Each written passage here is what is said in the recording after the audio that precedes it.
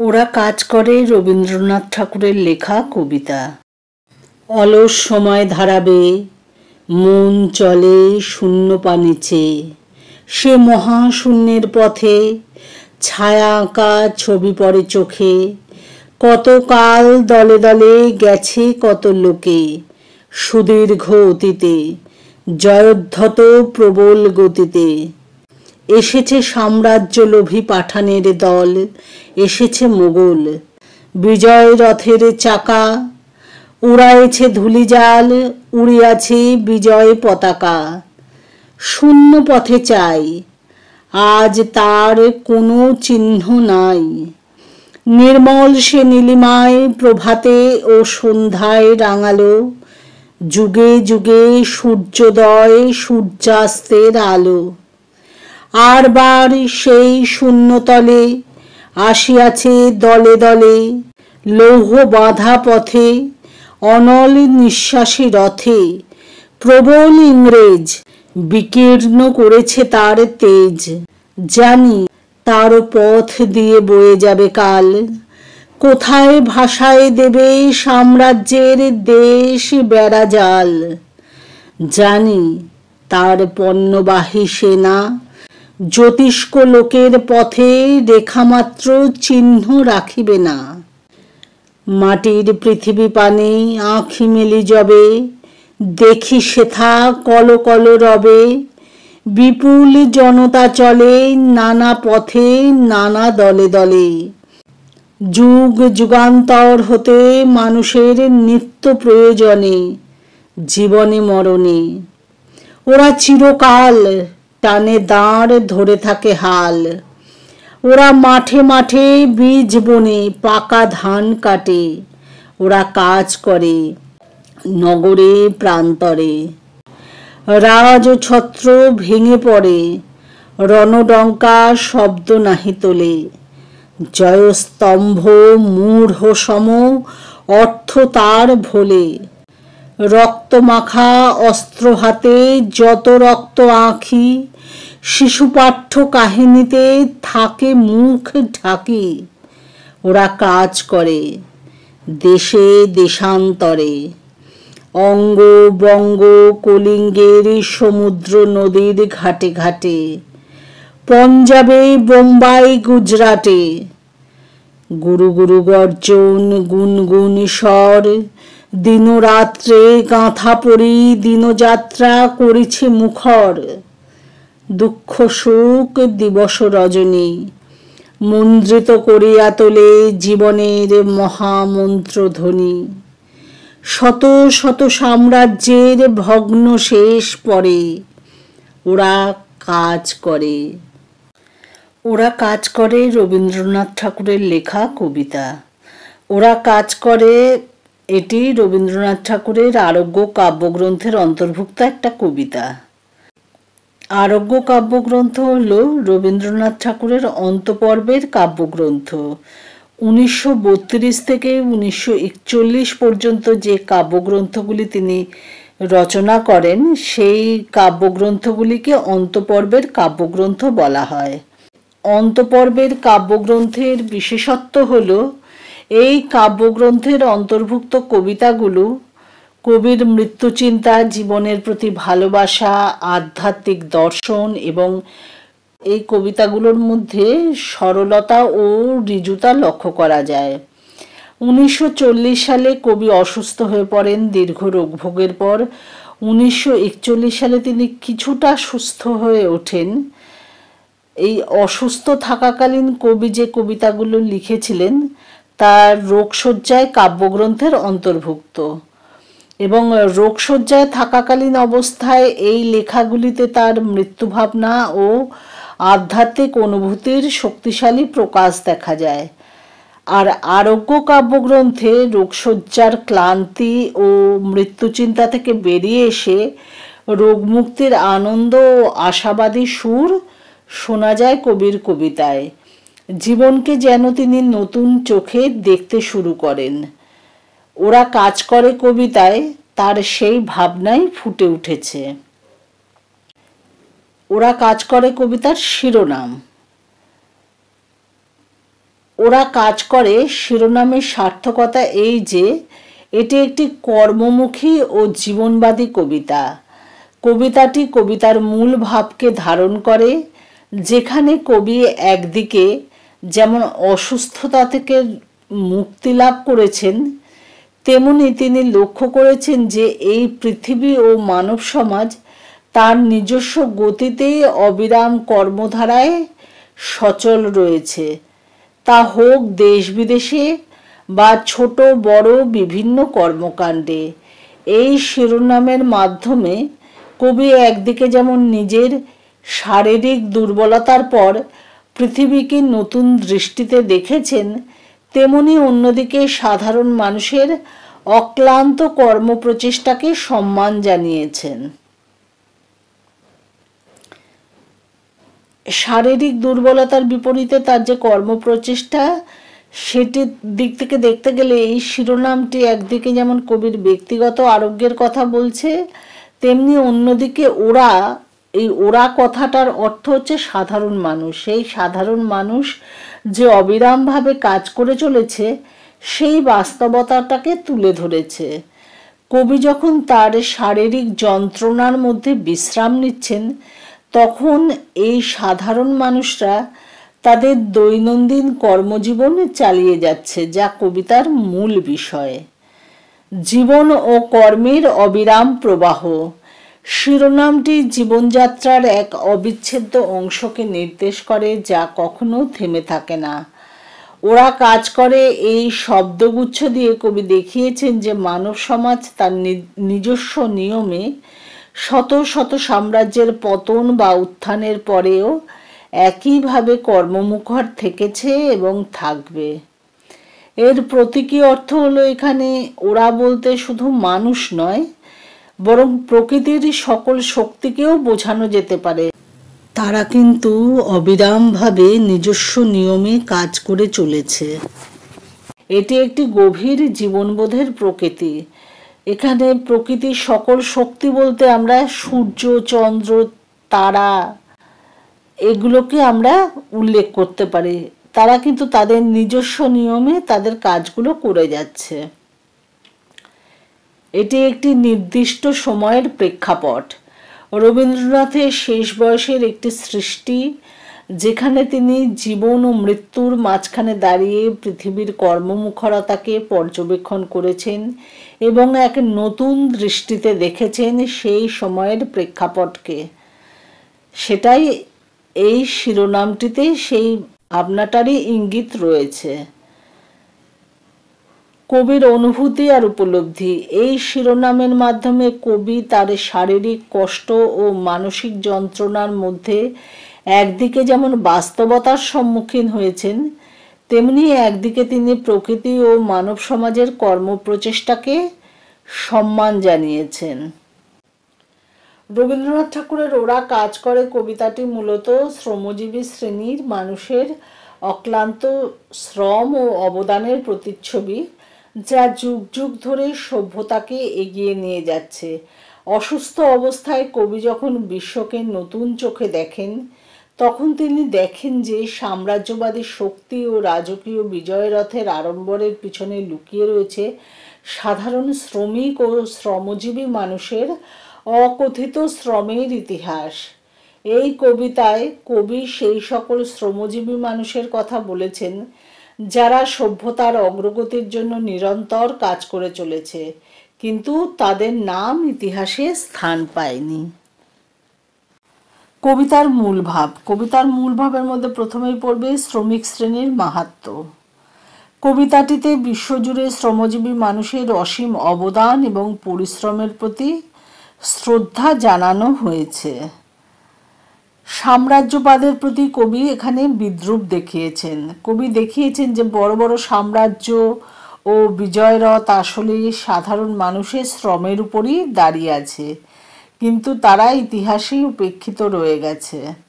এটার একটা ঐতিহাসিক প্রেক্ষাপট আছে। ঐতিহাসিক প্রেক্ষাপটটি হলো দীর্ঘ অসুস্থতার পর কবি যখন এই কবিতাটি লেখেন, তখন তিনি মানব সমাজের ইতিহাসকে এক নতুন দৃষ্টিকোণ থেকে দেখেন। তারপরের অংশে কবি যেটা বোঝাতে চেয়েছেন সেটা হলো অজ্ঞাত শ্রমের স্বীকৃতি। কবি স্বীকার করেছেন যে বহু সাম্রাজ্যের পতনের পরও এই শ্রমজীবী মানুষরাই তাদের কাজ চালিয়ে যাচ্ছে, যদিও কোনো নাম বা খ্যাতি তাদের নেই। এই ওরা কারা বলতে এখানে আগেও বলা হয়েছে, আবারও বলছি, ওরা বলতে এখানে মূলত শ্রমিক শ্রেণীর মানুষদের বোঝানো হয়েছে এবং সাধারণ মানুষদের বোঝানো হয়েছে যারা সভ্যতাকে এগিয়ে নিয়ে যাওয়ার জন্য নিরন্তর কাজ করছে এবং তাদের শ্রমের বিনিময়ে মানব সভ্যতা ধাপে ধাপে এগিয়ে যাচ্ছে। এবার প্রতিটি লাইনের একটা ব্যাখ্যা দেওয়ার চেষ্টা করা হচ্ছে। অলস সময় ধারাবে মন চলে শূন্যপানে চেয়ে। এই কথাটির অর্থ হলো যখন অলসভাবে সময় কেটে যায় তখন মন এক উদ্দেশ্যহীন শূন্যতার দিকে চেয়ে থাকে। এটি উদ্দেশ্যহীনভাবে সময় অতিবাহিত হওয়ার একটি অনুভূতিকে বোঝায়, যেখানে মন কোনো নির্দিষ্ট দিকে নিবদ্ধ থাকে না।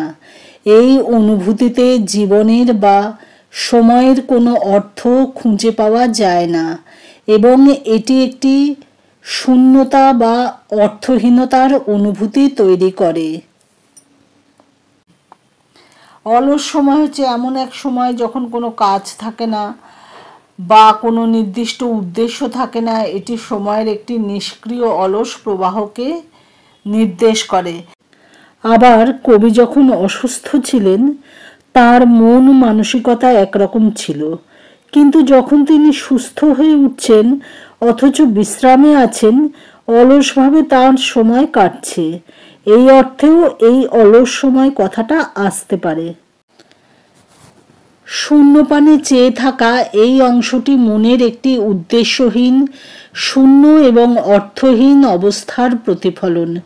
যখন সময় অলসভাবে বয়ে যায় তখন মন কোনো নির্দিষ্ট লক্ষ্যের দিকে না তাকিয়ে শূন্যতার দিকে তাকিয়ে থাকে, যা এক প্রকারের বিষণ্ণতা বা উদ্দেশ্যহীনতা বোঝায়।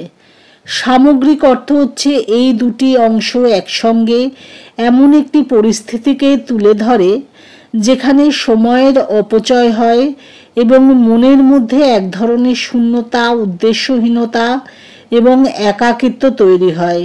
এটি জীবনের অর্থহীনতা বা উদ্দেশ্যহীনতার প্রতি এক ধরনের হতাশারও প্রকাশ হতে পারে। সে মহাশূন্যের পথে ছায়া আঁকা ছবি পড়ে চোখে, কত কাল দলে দলে গেছে কত লোকে। এই লাইনগুলিতে একটি প্রতীকী অর্থ দেখতে পাওয়া যায়। এটি সরাসরি কোনো বাস্তব মহাশূন্যের কথা বলছে না, বরং সময়ের বিশাল শূন্যতাকে তুলে ধরছে, যার উপর অতীতের ঘটনাগুলো ছায়ার মতো ভেসে বেড়াচ্ছে। তাছাড়া এই পংক্তিগুলো ইতিহাসের পটভূমি ও মানুষের যাত্রাকে তুলে ধরছে, যেখানে অতীতের সাম্রাজ্য ও সভ্যতার উত্থান পতনের কথা বলা হয়েছে। কবি বলছেন যে মহাশূন্যের পথে সেই সব অতীতের ছায়া আঁকা ছবি পড়ে চোখে, যেখানে হাজার হাজার বছর ধরে বিভিন্ন জাতি প্রবল প্রতাপে ছুটে গেছে এবং তাদের বিজয় ধ্বজা উড়েছে। এখন আর তাদের কোনো চিহ্ন নেই, শুধু শূন্যতা পড়ে আছে। সুদূর অতীতে পাঠান, মুঘল প্রভৃতি জাতিগোষ্ঠী প্রবল বিক্রমে তাদের সাম্রাজ্য বিস্তারের জন্য ছুটে গেছে। তাদের বিজয়রথ ধূলি উড়িয়েছে এবং বিজয় পতাকা তারা উত্তোলন করেছে। শূন্য পথে চাই, আজ তার কোনো চিহ্ন নাই। কবি এখানে বলছেন যে অতীতে যাদের এত প্রতাপ ছিল সেই সব বিশাল বিশাল সাম্রাজ্যের আজ আর কোনো চিহ্ন নেই। সেই শূন্য পথে এখন কেবল নিস্তব্ধতা বিরাজ করছে। নির্মল সে নীলিমায় প্রভাতে ও সন্ধ্যায় রাঙালো, যুগে যুগে সূর্যোদয় সূর্যাস্তের আলো। এই পংক্তিটি প্রকৃতির চিরন্তন সত্যকে তুলে ধরে, যেখানে যুগ যুগ ধরে সূর্যোদয় ও সূর্যাস্তের আলো আকাশকে রাঙিয়েছে, কিন্তু জয়দ্ধত মানুষের কর্মের চিহ্ন বিলীন হয়ে গেছে। আরবার সেই শূন্যতলে আসিয়াছে দলে দলে, লৌহ বাঁধা পথে অনল নিঃশ্বাসী রথে, প্রবল ইংরেজ বিকীর্ণ করেছে তার তেজ। এই পংক্তিতে বর্তমান বা নতুন আগত শক্তি ইংরেজদের কথা বলা হয়েছে, যারা লৌহ বাঁধা পথে, অর্থাৎ রেলগাড়ির মতো, যেটা লৌহ বাঁধা পথ হচ্ছে রেলগাড়ির পথ, এবং অনল নিঃশ্বাসী রথে হচ্ছে ইঞ্জিনযুক্ত যান। এই অনল নিঃশ্বাসী রথে এসে তাদের শক্তি ও সাম্রাজ্য বিস্তার করেছে। এই ইংরেজরা রবীন্দ্রনাথ ঠাকুরের সময়ে তারা ছিল বর্তমান। সেই সময় ইংরেজদের রাজত্ব চলছিল। সেই অর্থে রবীন্দ্রনাথ ঠাকুরের কাছে সেই সময় ইংরেজরা বর্তমান ছিল, কিন্তু আজকের পরিপ্রেক্ষিতে সেই ইংরেজরাও কিন্তু অতীত হয়ে গেছে। জানি তারও পথ দিয়ে বয়ে যাবে কাল, কোথায় ভাষায় দেবে সাম্রাজ্যের দেশ বেড়াজাল। এই পংক্তিগুলির মাধ্যমে রবীন্দ্রনাথ ঠাকুর বোঝাতে চেয়েছেন যে সাম্রাজ্যবাদ বা কোনো রাজনৈতিক শক্তি চিরস্থায়ী নয়, কারণ সময়ের সাথে সাথে তাদের পতন হবেই। সাম্রাজ্যের বিস্তার যেমন পাঠান বা মুঘলদের বিজয় একসময় শেষ হয়ে গেছে, তাদের চিহ্নও নেই, ঠিক সেইভাবে ইংরেজদের বর্তমান শক্তি এবং ক্ষমতাও কালের প্রভাবে বিলীন হয়ে যাবে এবং তাদের সাম্রাজ্যের কোনো চিহ্ন না রেখে তারা নিশ্চিহ্ন হয়ে যাবে। একসময় মনে করা হতো যে ইংরেজ সাম্রাজ্যের কখনো সূর্যাস্ত হয় না, কারণ সারা পৃথিবীব্যাপী তাদের সাম্রাজ্যের বিস্তার। পৃথিবীর এক প্রান্তে যে দেশে হয়তো সূর্যোদয় হচ্ছে সে দেশেও ইংরেজরা আছে তাদের সাম্রাজ্য বিস্তার করে, আবার যে দেশে এই মুহূর্তে সূর্যাস্ত সে দেশেও ইংরেজরা তাদের সাম্রাজ্য বিস্তার করে আছে। অর্থাৎ কোনো দেশের সময়কাল যদি সূর্যাস্তের সময় হয়, তাহলেও অপর একটা দেশে কিন্তু ইংরেজরা যেখানে সাম্রাজ্য বিস্তার করেছে সেখানে কিন্তু সূর্যোদয় হচ্ছে। এতটাই ইংরেজদের সাম্রাজ্যের বিস্তার ছিল। কিন্তু সেই ইংরেজরাও আজকে সময়ের সাথে সাথে ইংরেজদের যে সাম্রাজ্যবাদ নিশ্চিহ্ন হয়ে গেছে, বিলীন হয়ে গেছে। আর এখানে কাল বলতে সময়কে বোঝানো হয়েছে। জানি তারও পথ দিয়ে বয়ে যাবে কাল, যা একটি নদীর মতো অনন্তকাল ধরে বয়ে চলেছে। কোথায় ভাষায় দেবে সাম্রাজ্যের দেশ বেড়াজাল। এটি সাম্রাজ্যের পতনের কথা বলছে।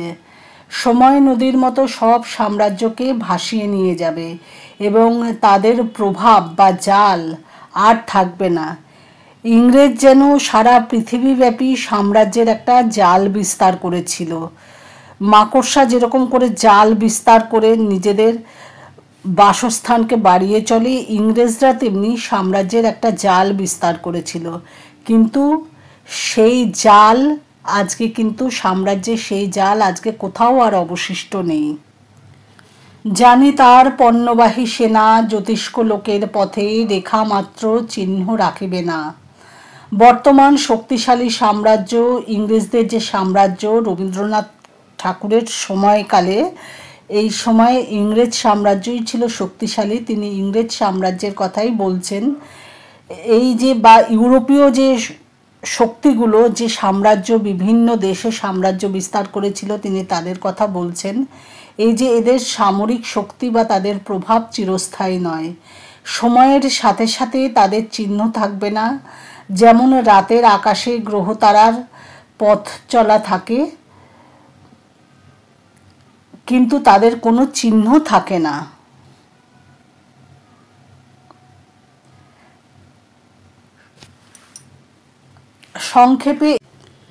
সংক্ষেপে এই পংক্তিগুলি ইতিহাসের গতিপ্রবাহ, সাম্রাজ্যের উত্থান পতন এবং প্রকৃতির চিরন্তনতার এক গভীর চিত্র তুলে ধরেছে।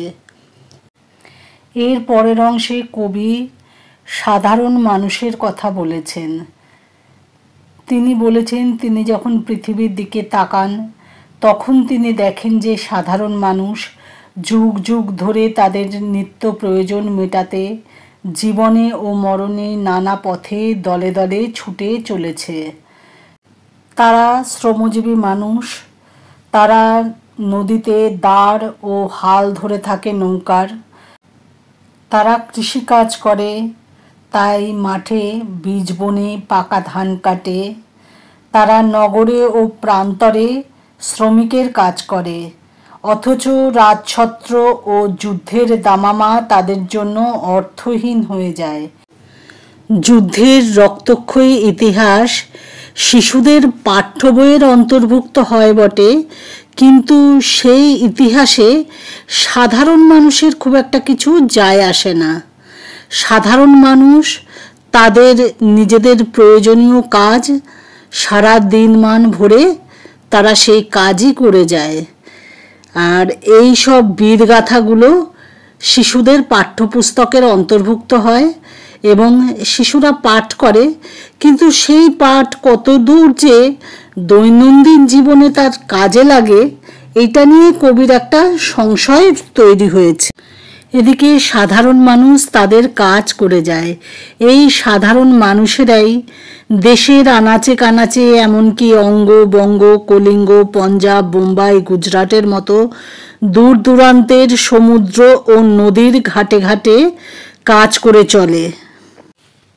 এবারে অঙ্গ, বঙ্গ, কলিঙ্গ প্রভৃতি প্রাচীন যে জনপদের কথা কবি বলেছেন, সেই সকল জনপদগুলি মোটামুটিভাবে কোথায় বর্তমানে অবস্থিত সেটুকু একটু দেখে নেওয়া যাক। বিহারের পূর্ব অংশ এবং পশ্চিমবঙ্গের উত্তর অংশ জুড়ে হচ্ছে অঙ্গ, পশ্চিমবঙ্গ এবং বাংলাদেশের বিশাল অঞ্চল জুড়ে হচ্ছে বঙ্গ, এবং ওড়িশা ও অন্ধ্রপ্রদেশের উপকূলীয় অঞ্চল জুড়ে হচ্ছে কলিঙ্গ। পঞ্জাব হলো উত্তর ভারতের একটি গুরুত্বপূর্ণ রাজ্য, যা 5 নদীর দেশ নামে পরিচিত। এখানে বিয়াস, চেনাব, ঝিলাম, রাভি এবং সুতলেজ এই 5টি নদী বয়ে গেছে এই রাজ্যের মধ্যে দিয়ে। আর এছাড়া রবীন্দ্রনাথ ঠাকুর যে পঞ্জাবের কথা বলেছেন, সেই পঞ্জাব হচ্ছে অবিভক্ত পঞ্জাব বা পাঞ্জাব, যেটি ভারত বিভাগ হওয়ার পর এই পাঞ্জাবের কিছুটা অংশ পাকিস্তানে গিয়ে পড়েছে। পশ্চিম অংশটা, পাঞ্জাবের যে পশ্চিম দিকের অংশটা, সেটা পাকিস্তানে গিয়ে পড়েছে, আর পূর্ব দিকের অংশটা ভারতবর্ষের অন্তর্ভুক্ত হয়েছে। আর এই 5 নদীর দেশ বলে পাঞ্জাব নামকরণ হয়েছে।